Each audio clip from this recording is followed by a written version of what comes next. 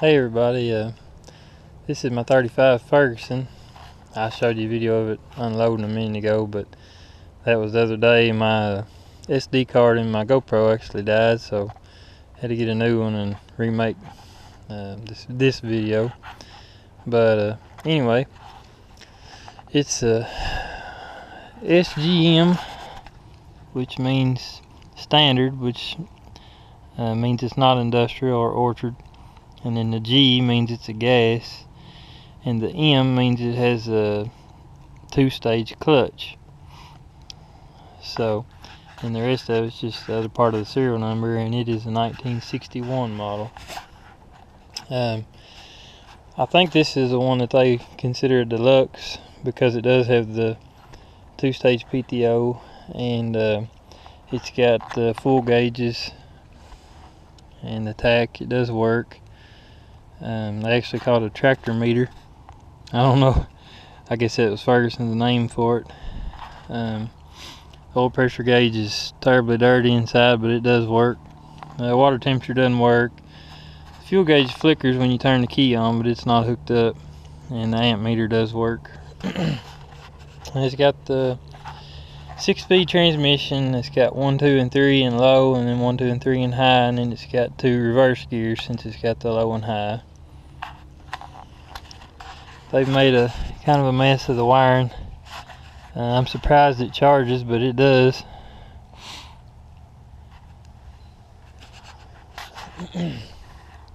It's really straight as far as the sheet metal.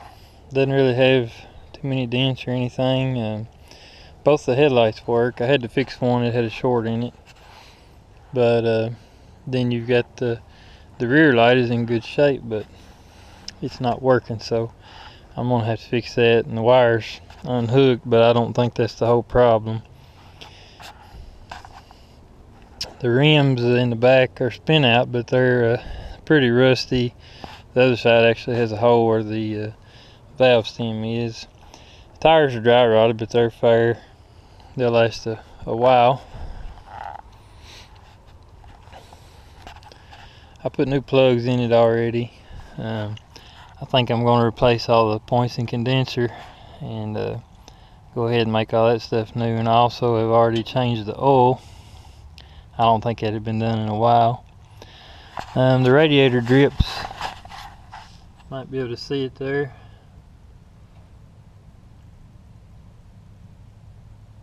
I haven't been running it very long.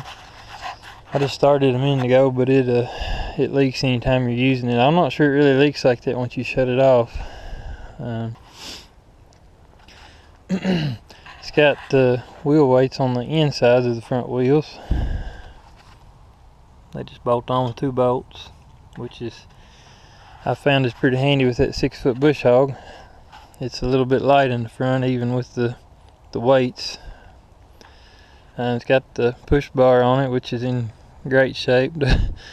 That's what surprises me, is it doesn't look like somebody has pushed a bunch of trees over with this thing, as old as it is. Tie rods are not too bad a condition, and these bars here aren't broke like a lot of Fergusons that get used real hard. The bushing is out in the pivot bushing is out in the front end. It's pretty bad. It's something I would like to fix at some point. Haven't had it for just a few days, so I haven't really had a chance to work on it a whole lot, but I've just done the oil change and the plugs and fixed that one light. Just some stuff that need to be done. I don't think a lot of people take care of some of these older tractors that they don't use a lot. This was just the guy just bush hogged with it.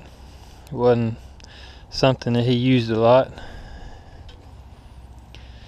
The lift seems to hold up pretty good on it. I think it'll probably go down after 20 minutes or something, but it's still holding this 6-foot bush hog in the air since I shut it off.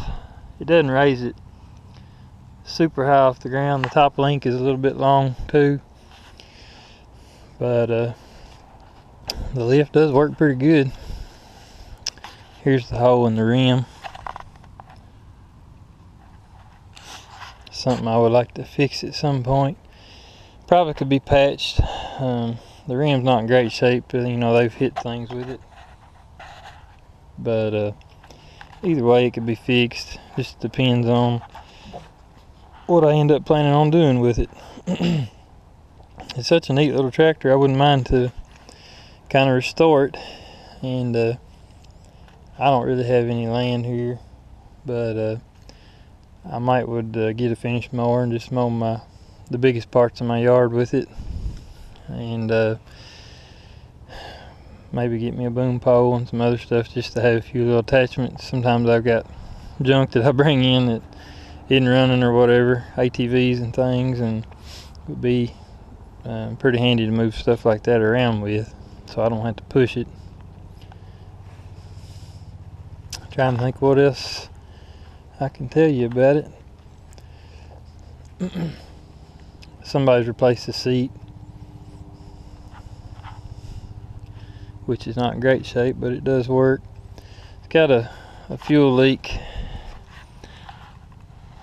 and somebody has doctored the bottom of the tank. I actually peeled some JB Weld off. It was just falling off anyway, so that's something I need to look at a little more. The battery's so-so. It started up for me. It's been sitting for at least 2 days now, and it's about 35 or so out right now. It was in the teens this morning, I think, 18, 19, somewhere around in there. But it actually started right up. I pulled the choke and it fired right up, but I tried to take off a little too quick. I had it idling and it stumbled and died, and then it wouldn't start back. The battery just doesn't hold enough charge. Plus, it doesn't seem to charge unless you run it over 1200 RPM, which I think is normal. But maybe the battery getting weak combined with some other things. But it starts just as soon as it turns over. If it'll turn over a couple good licks, it'll start. The bush hog is a 6-foot king cutter. I bought both these together. Just the guy had them listed together on Craigslist, and I just got a wild hair. I just like equipment and tractors and all that kind of stuff. So old bush hog is not perfect, but it's also not too bad rusted out like a lot of them are on the top. It's really not rusted out at all. It's just surface rust, but it's been banged around. My in-laws actually, it's funny, they've been wanting some thistles and stuff bush hog back behind their house. Just a little 8 or 10 foot wide strip, probably 40 or 50 feet long, in their backyard at a tree line. And they were talking about that before I bought this thing, but I ended up buying this, and so I took it up there and bush hogged that for them. Bush hog worked really well, and the tractor seems to handle it fine. It does sputter a little bit when you rev it up. Seems like I'm thinking that's probably got a lot to do with the points. I'm guessing they haven't had any attention for a long time, but I'm not 100% sure. So could also be, needing a carburetor rebuild. But I'm really impressed with how well it starts. I figured it would be a bear to start being carbureted, but it starts really well. The engine is a Z145 Continental. I think these are pretty good little engines. They also had these with a 3-cylinder Perkins, or you could get a standard diesel in them. The Perkins and the I think the Perkins and the gas were both probably a little more common than the standard, but I think they're all pretty good engines, just with some quirks. But I like the styling of it. I think it's just a neat size and style of tractor. It doesn't have power steering. That's probably one of the biggest downfalls, but I really like it having the 2-stage clutch, which is next best thing to live power. It's not like an 8N or something like that, where if you are bush hogging and you have to hit the clutch to feather your bush hog will keep running. On this, if you only push the clutch halfway down, that disengages the drive, and then you can go all the way down to disengage your bush hog or whatever equipment you're running. So it's pretty nice. But anyway, just thought I would show you guys a little more about it. I might try to document some things that I work on it. I took video of me changing the oil in it just for anybody that wanted to see it, but I'm not going to get to upload it because I lost it on my card. My SD card that went bad. It said I needed to reformat it, and when I did, it erased all that, and then it still didn't work anyway. So anyway, I think it's still holding the bush hog up. Not too bad. I'm gonna see if it'll start again. I'm just gonna park it again anyway, but I just pulled it out to get a little video of it. So if it'll start, I'll just show y'all how it does start. Which you saw it start on the trailer. I had to jump it, but it's in neutral, so let's see what we got here. Not gonna do it. I'm gonna have to jump it again.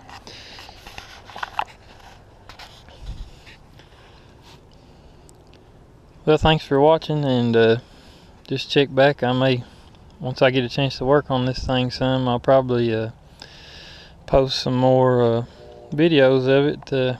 Maybe a little bit of a project for me, so we'll see.